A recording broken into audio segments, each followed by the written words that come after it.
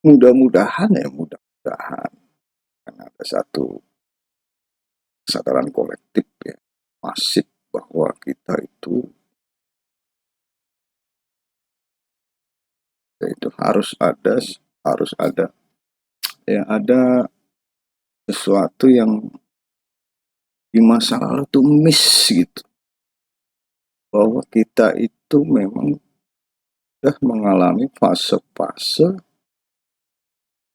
ya disuruh ngelupain siapa kita. Ada bahasanya tuh, cuman gua lupa gitu.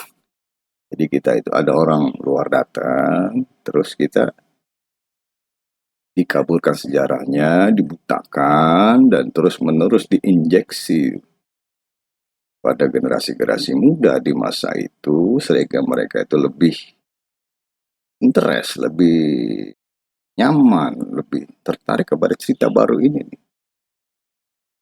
Ya karena mungkin lebih, wah zaman dulu mungkin lebih nyata, lebih moderat, lebih apa, gitu. Simbol-simbol yang menarik, yang akhirnya ketika generasi berikutnya cerita berganti. Bukan lagi kisah yang diceritain di pinggir sawah sama kakeknya, atau bapaknya. Tapi cerita yang didengerin di pasar, cerita yang didengerin oleh para budayawan, para pujangga yang dibawa dari luar.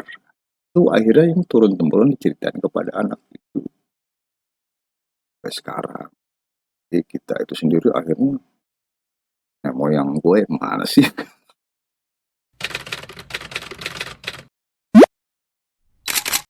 Indonesia negara punya siapa ya? Hmm, kalau dilihat dari mana ya?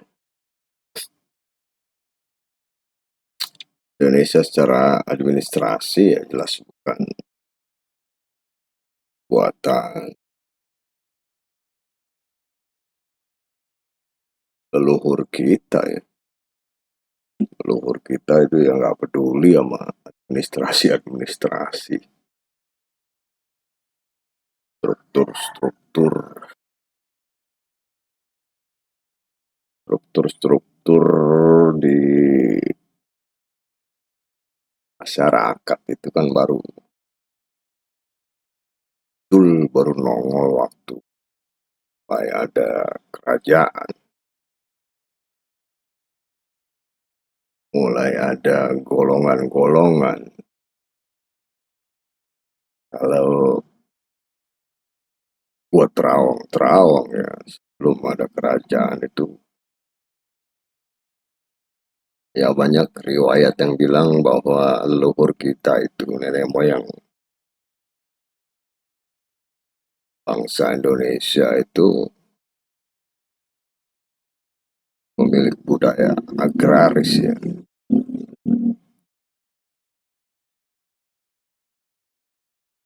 hidup dari kekayaan alam,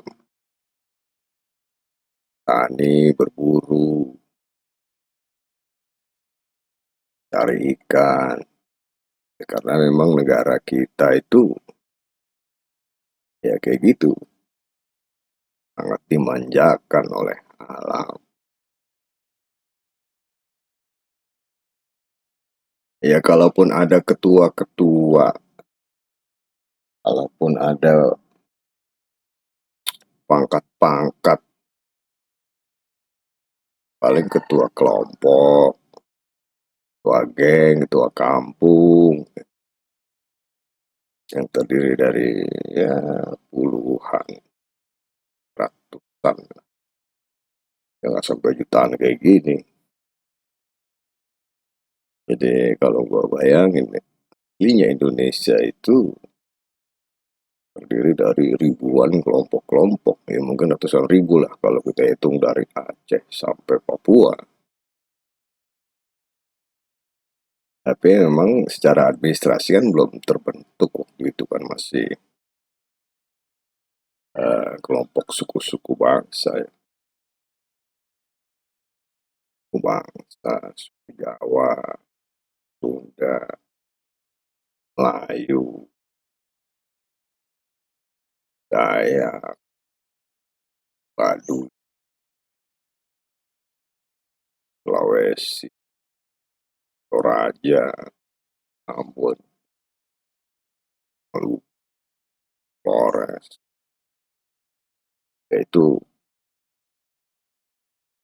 nama aslinya suku apa kan kita nggak tahu.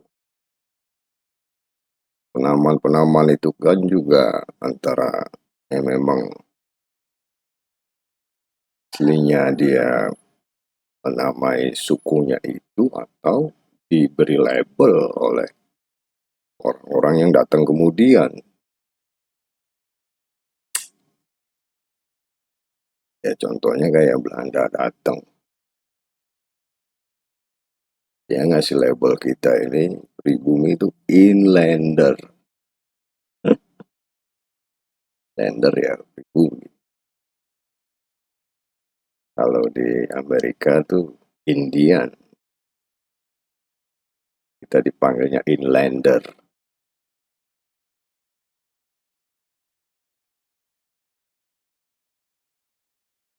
Ya memang secara administratif itu buat nenek moyang kita hal yang baru ya. Ya memang secara gaya telur kita itu nggak kenal kasta-kasta, nggak kenal raja-raja, nggak kenal sultan-sultan, nggak kenal presiden-presidenan, nggak kenal apa gitu. Aslinya begitu. Baru setelah kemunculan orang-orang India, orang dari Tengah, orang dari Eropa, orang Jepang, terus menerus berlanjut, berlanjut, berlanjut, mulai itu, mulailah di situ ada golongan masyarakat kelas A, kelas B, kelas C, kelas 1, kelas 2, kelas 3, dan mau dibikin mau berapa kelas juga itu, golongan penggolongan-penggolongan.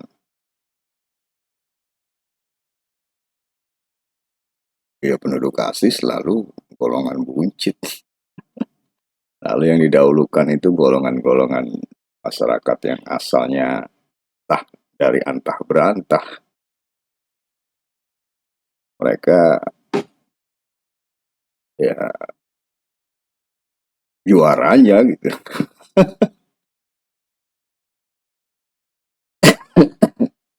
Zaman Prabu-Prabu ya nomor satu Prabu, bukan orang Indonesia. Nomor dua bukan Prabu tapi apa gitu bawah. Lagi zaman Sultan. Nomor satu Sultan. Nomor dua ya buncit. Nenek moyang kita ditaruh di bagian buncit ini. Lanjut zaman POC. Ya dari uh, Portugis, Spanyol, Inggris, Prancis, Belanda, berapa negara tuh. Mereka bikin penggolongan.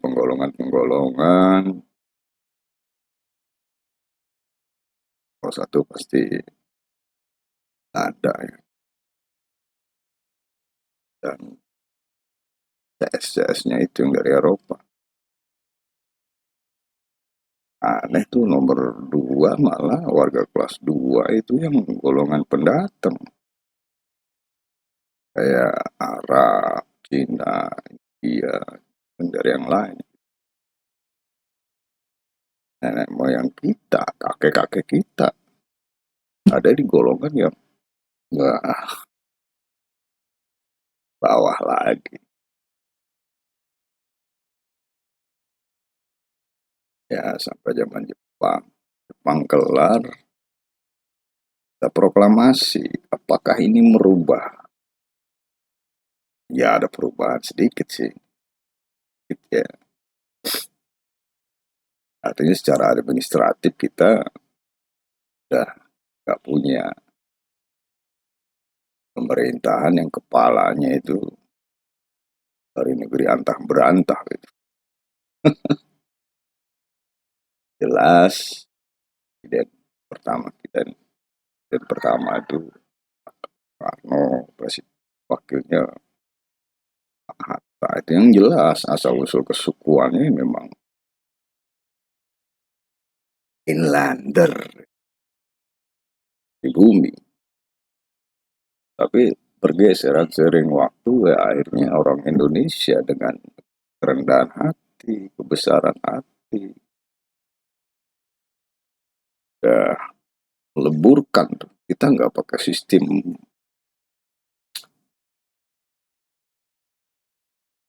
terdahulu ya, dari zaman kerajaan sampai pendudukan Jepang yang membagi-bagi warga itu dalam kelas-kelas enggak. Itu administrasi pemerintahan dipegang oleh orang kita. Ya auto lebur, yang namanya lu orang mana, lu udah stay di Indonesia, lu udah betah di Indonesia, lu udah aku jadi warga Indonesia, ya lu orang Indonesia. Nggak ada kelas-kelas khusus, lu cari sendiri kelas lu di masyarakat. Kalau mau jadi apa, ya itu effort lu itu, hasilnya tuh itu. Cari sendiri di mana posisi dan kedudukan lu di masyarakat. Dan semua dikasih kesempatan. Oh, yang inlander, gua ini kan inlander kalau kata Belanda. Lah, asal-usulnya suku Jawa, suku Sunda. Mau lu dari negeri antah berantah, tapi kakek-kakeknya itu pada betah di sini, udah beranak cucu, ya udah jadi orang Indonesia. Silahkan berkompetisi, mencari posisinya sendiri di masyarakat.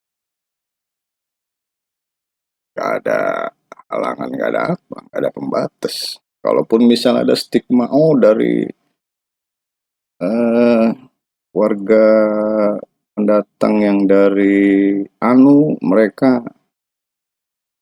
kok nggak ada di tentara ya. Ya jelas itu ya karena mereka nggak mau, kan karena ada larangan-larangan terkait sama status keamanan negara bahwa selain warga Indonesia asli itu nggak bisa jadi tentara, ya enggak, tapi karena memang mereka nggak mau. Kok nggak ada yang mau jadi pegawai ya? Ya mereka nggak mau. Kok nggak ada yang jadi menteri ya? Karena mereka nggak mau.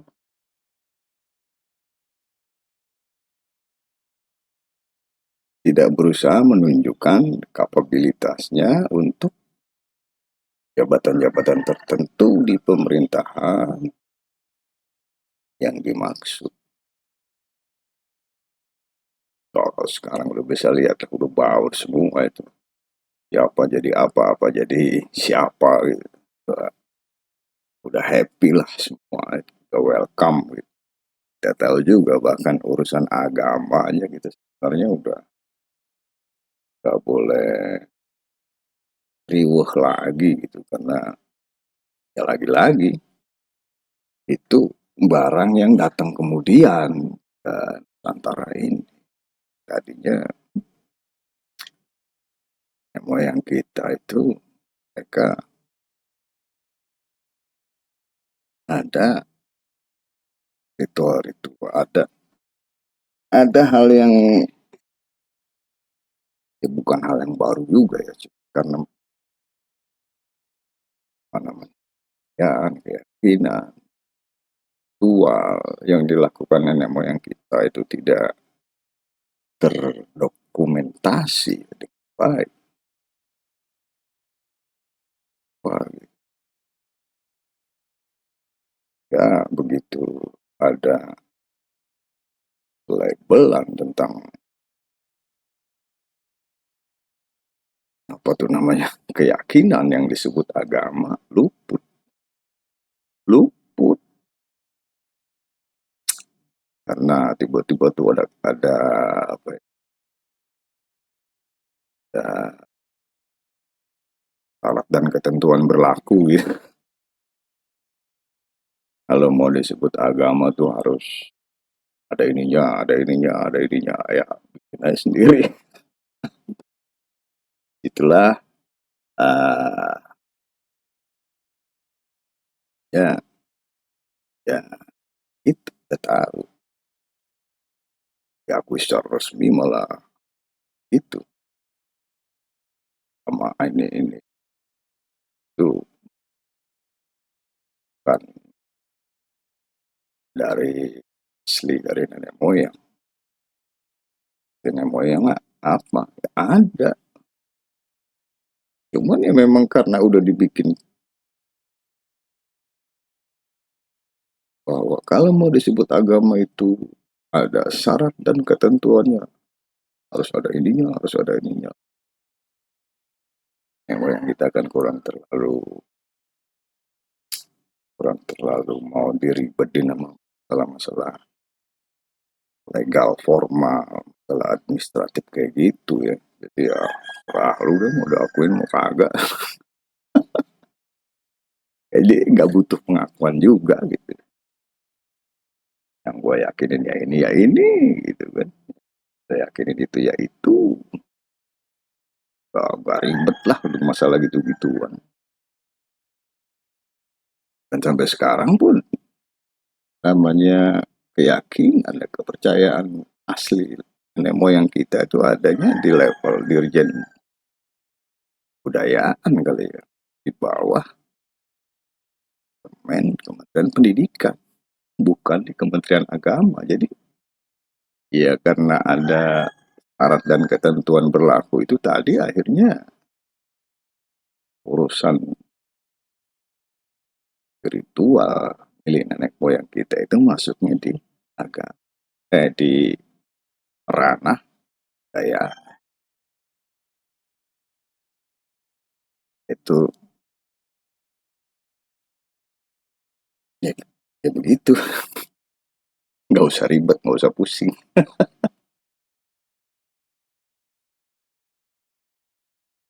Nggak mau ruwet untuk urusan-urusan yang kayak gitu. Urusan kita itu apa ya, ya sekarang ya cari makan gitu. Ya, hal-hal yang kayak gitu anggap aja udah kelar di masa lalu gitu. Padahal ya nggak tahu kelar, nggak tahu api dalam sekam. Karena kalau gue lihat sejak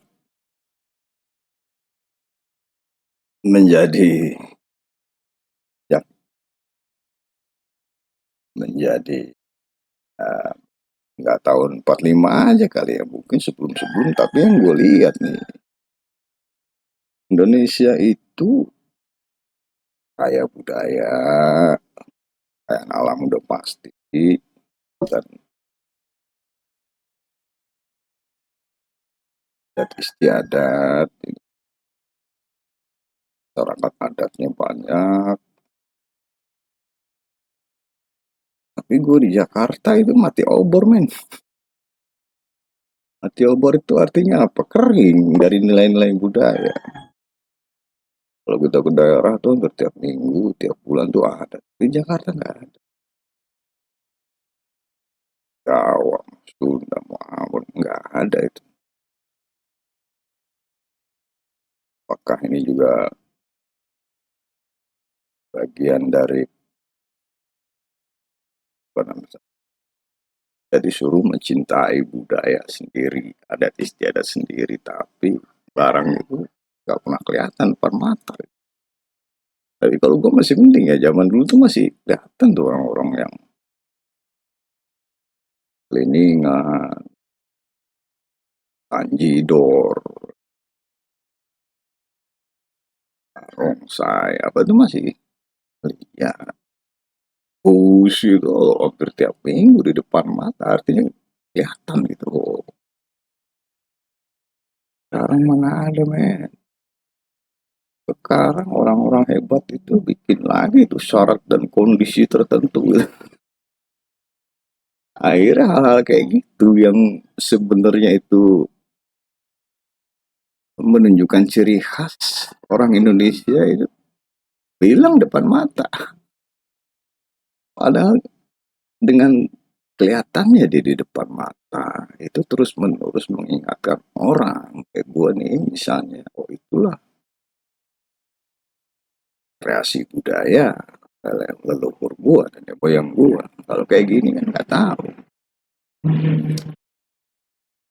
Ya apalagi anak sekarang ya, mereka mereka itu nggak punya bekal tahanan serangan budaya. Amat gua masih penting lah, walaupun waktu itu era-eranya di luar itu ya beraroma apa rebel ya, pemberontakan terhadap kemapanan, musik-musik anti kemapanan,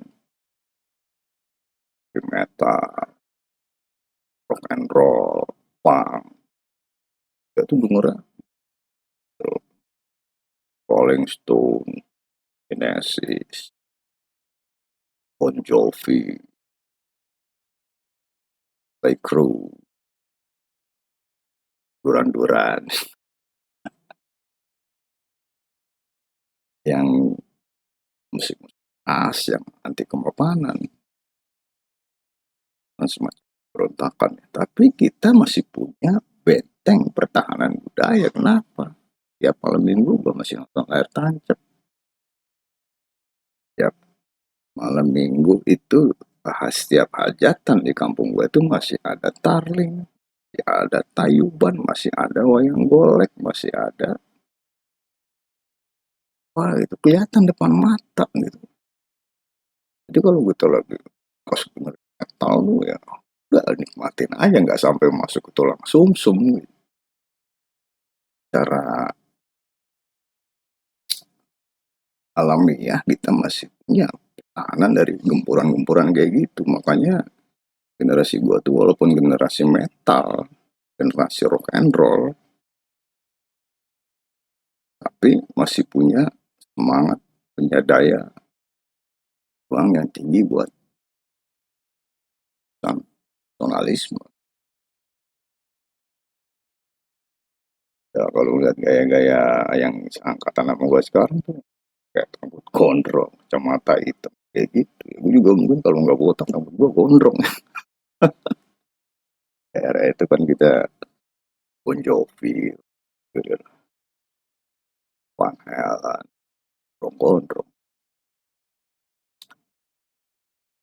ya kayak gitu. Jadi, ini juga dalam rangka 10 November,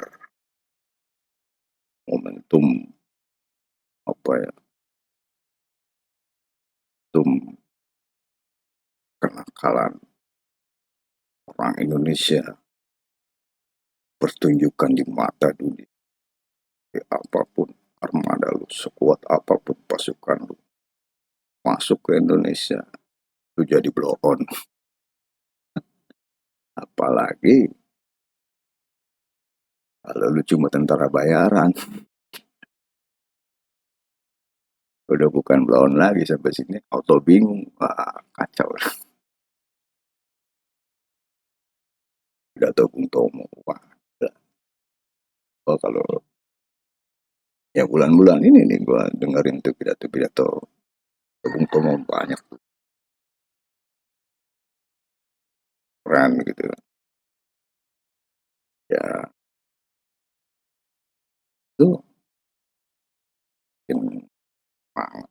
Uang itu berlipat-lipat. Nah, tapi ya Indonesia masih berproses lah. Kita akan memproses lebih jauh. Kita nggak tahu nih arah pergerakan Indonesia secara administrasi ya, secara kenegaraan akan arah. Apakah ini sudah final? Tapi kalau bulan masih banyak revisi ini, revisi ini, revisi ini. Kayaknya bakal muncul sesuatu yang dinamis gitu ya, bergerak.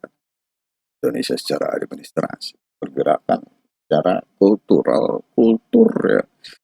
Mudah-mudahan karena ada satu kesadaran kolektif ya, masif bahwa kita itu harus ada ya, ada sesuatu yang di masa lalu tuh miss gitu, bahwa kita itu memang sudah mengalami fase-fase ya disuruh ngelupain siapa kita. Ada bahasanya tuh, cuman gua lupa gitu. Jadi kita itu ada orang luar datang, terus kita dikaburkan sejarahnya, dibutakan, dan terus-menerus diinjeksi pada generasi-generasi muda di masa itu, sehingga mereka itu lebih interest, lebih nyaman, lebih tertarik kepada cerita baru ini nih. Ya karena mungkin lebih, zaman dulu mungkin lebih nyata, lebih moderat, lebih apa, gitu. Simbol-simbol yang menarik, yang akhirnya ketika generasi berikutnya cerita berganti. Bukan lagi kisah yang diceritain di pinggir sawah sama kakeknya, atau bapaknya. Tapi cerita yang didengerin di pasar, cerita yang didengerin oleh para budayawan, para pujangga yang dibawa dari luar. Itu akhirnya yang turun-temurun diceritain kepada anak itu sampai sekarang. Jadi kita itu sendiri akhirnya, nenek moyang gue mana sih? Ada yang klaim, oh nenek moyang kita itu kerajaan ini. Tapi lu kecewa kalau lu baca cerita yang benar tentang kerajaan, lu kecewa. Ya kayak gue juga, ya kecewa gitu. Ternyata mereka itu mau yang dari awal sampai terakhir mau rubuh gitu. Ya bukan bagian dari leluhur kita, bukan bagian dari nenek moyang kita. Ya terus tuh kerajaan, mau sultan, mau VOC, Jepang itu. Mereka memang ada di sini, tapi secara apa sih namanya disebut, secara asal usul nggak ada. Nah, orang yang datang kemudian gitu, ya kayak gitu. Dan ada dan sebagai penguasa administrasi, bagi orang yang dianggap punya kebijakan, itu salah satu hal yang mereka lakukan yaitu mengaburkan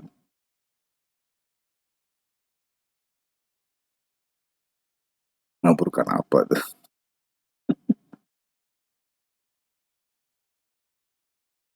kan, cerita kisah-kisah yang nenek moyang kita itu nggak terbiasa sama prasasti prasasti lah, peninggalan simbol-simbol, baca tulis, kita kan cuma cerita dari mulut itu, akhirnya tersapu oleh pasti prasasti, lontar-lontar, tulisan dilontar, cerita direlik, kayak itu dianggap yang kita, ya apa-apa juga sih. Mungkin generasi selanjutnya itu terpaksa harus menyebut mereka itu nenek moyang kita. Ya mungkin karena tidak dari asal usul, ya nenek moyang mah nggak usah dari asal usul kali, tapi dari aksi mereka, action mereka, apa namanya, apa yang mereka perbuat selama keberadaan mereka di sini. Ya mungkin alat ukurnya itu kali, makanya mereka masuk kategori nenek moyang lah, leluhur lah, apalah. Jadi nggak peduli dia tuh datang dari negeri antah berantah. Tapi akhirnya ya harus dirubah juga penyebutannya gitu, jangan nenek moyang, jangan leluhur, ya bikin lagi sebutan baru gitu. Karena nenek moyang leluhur itu ya itu ranahnya asal usul nenek moyang. Jawa sekarang asal usul nenek moyangnya orang Jawa dulu. Sekarang udah melebur ya, udah menjadi satu lah, kita udah jadi satu bangsa yang utuh ya. Indonesia negara kebangsaan coy, kita cuma punya bangsa satu, atau nggak ada bangsa ini enggak, kita cuma satu bangsa Indonesia doang. Cerita suku ya jangan cerita lagi lah. Itu pulau aja ada berapa suku, hanya gitu namanya nation, nasional. Kenegaraan kita itu nasional, negara kebangsaan, asalnya dari suku bangsa, terdiri dari yang merupakan himpunan dari berbagai macam suku bangsa. Ya, dulu mungkin pemahamannya suku bangsa yang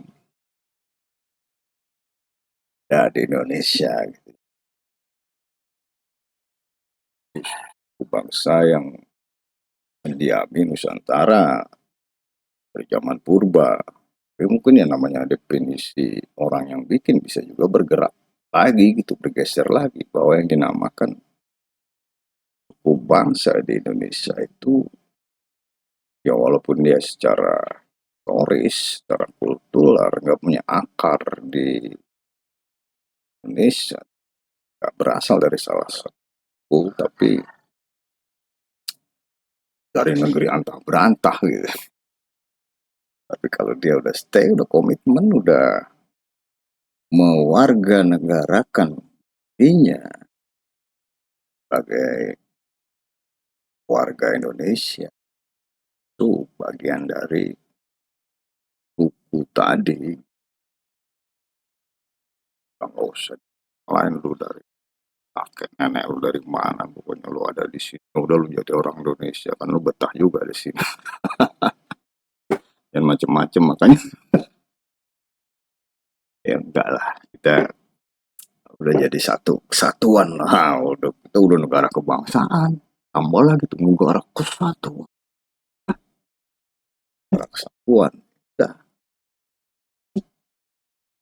udah satu, udah serba satu aja, satu, kita satu negara, kita satu kesatuan. Ya kayak gitu. Nah, ya, besok 10 November wah, waktunya gue dengerin pidato Bung Kor. Waktunya gue dengerin pidato Bung Tomo yang menggelegar. Wah, saudara-saudara. Wah, besok, besok. Sekarang gue tanggal 9. Sekarang gue mau ngabisin kopi dulu. Kopi gue nih dicampur coklat. Selamat pagi, semangat, selamat ngopi. Tetap bangga jadi orang Indonesia. Oke coy.